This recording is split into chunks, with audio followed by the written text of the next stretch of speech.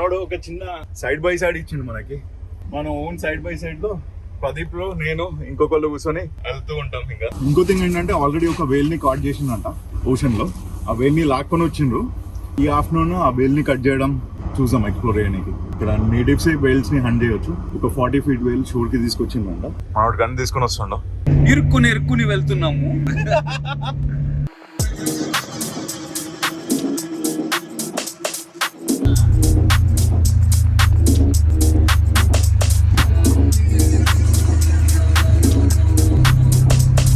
మస్తు ఫీల్ ఉంది చూచా.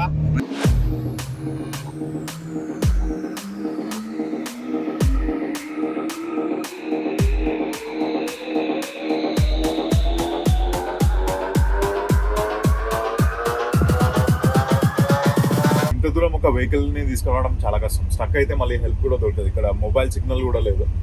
సో అందుకని ఈ రెండు సైడ్ బై సైడ్లు అంటారు వీటిని. సో వెనకాల ట్రంక్ స్పేస్ ఉంది కొద్దిగా.